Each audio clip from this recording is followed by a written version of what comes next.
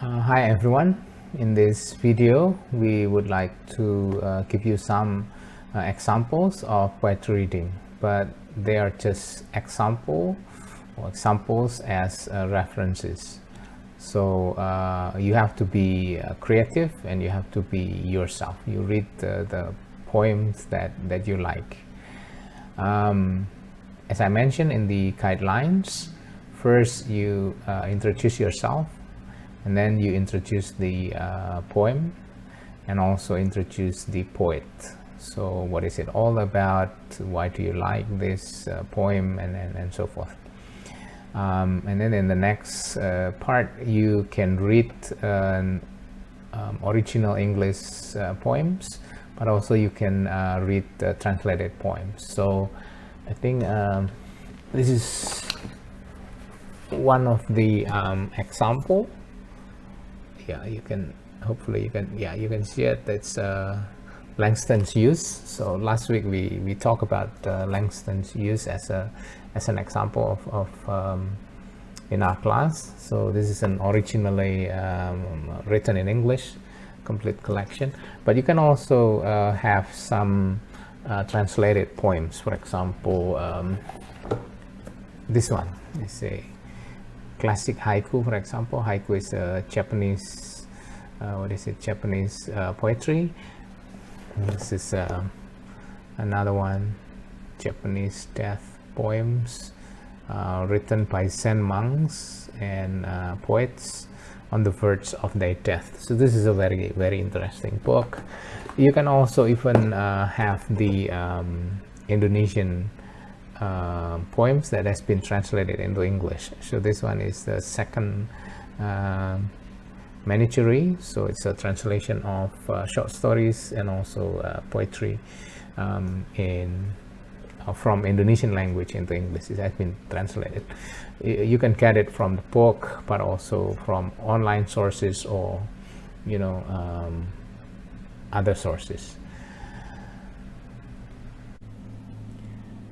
I like reading poetry, and also I like writing poetry. So I write and I read when I have lots of questions, like what Clifton said, that this is about questions. So when I couldn't sleep, then I will read, or sometimes I will write poems. So all the years I've been writing, and then I sometimes publish that. Hope you can see this in a form of a book. Yeah, so this is one of my books of poetry. So I got lots of questions, so I write many poetry, and sometimes the newspaper like this one is willing to publish my my poetry. That is even better, because then I can share my ideas, I can share my questions with other people, so that then I will have a better sleep. So now let's enjoy poetry reading by Bu Ika. He said, I used it in a big flood, and your boat is now stranded on a hill somewhere. A paper boat by Sapati Chokodamono, and is translated by Hasif Amini. I chose this poem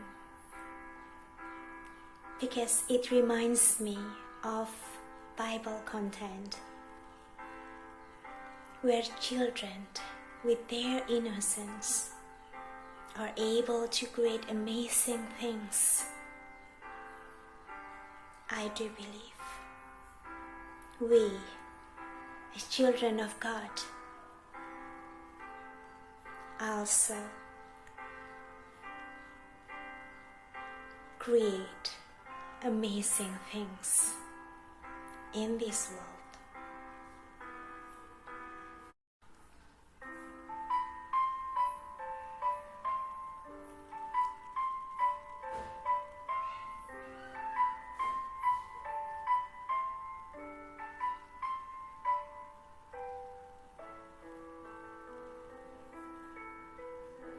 Perahu kertasku kan melaju,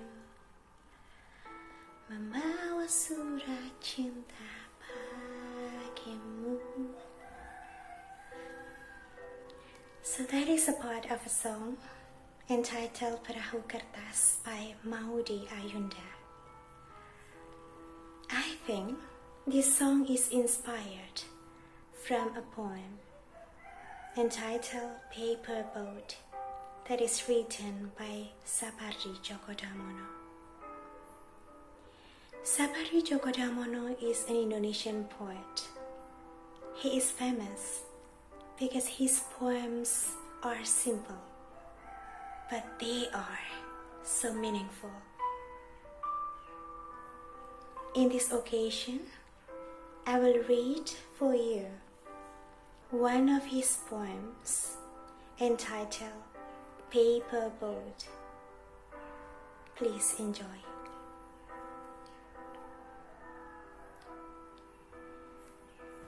When you were a child, you made a paper boat and sailed it on the river shore. The stream flowed gently, and your boat swayed its way towards the ocean. It will stop at every big port, an old man told you. Feeling happy, you went home with vibrant pictures in your head. Since then, you kept expecting to hear by chance any news about the boat that was always on your mind. At long last, the message reached you from that old man, Noah. He said,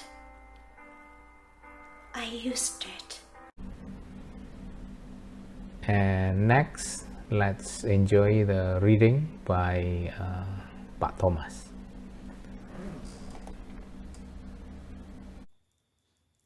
Hi everyone. Now I would like to read a poem by Matsuo Baso.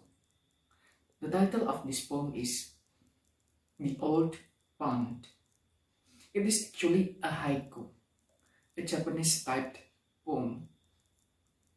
As you know, a haiku is always short, yet it is very meaningful.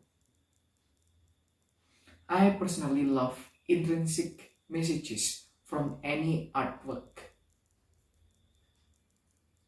They always force me to stop, think, understand, realize, and finally feel what the writers wanted to say.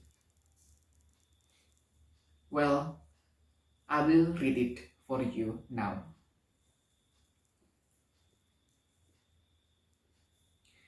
The Old Pond.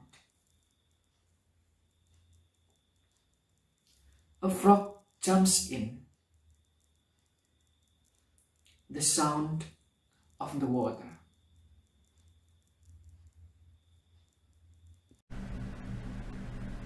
So today I will read some 3-line Japanese poem, which is called haiku, from this book. And this is very unique because it's about death.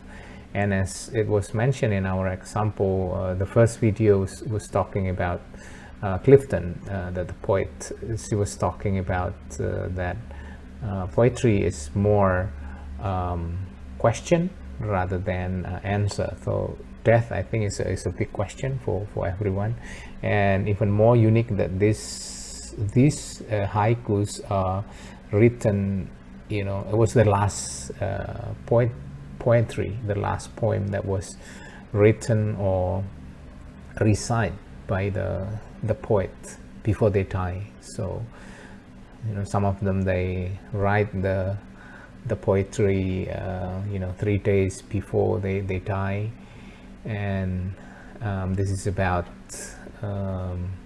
you know, death.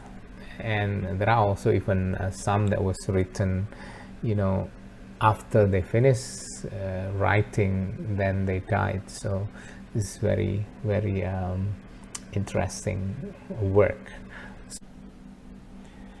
And now I'll be reading a very short poem. It's a haiku, so it's only 3 lines. It was written by Fu Sen in 1777, and he died at the age of 57, so he was not that old. This is a very, very short. Hope you enjoy it.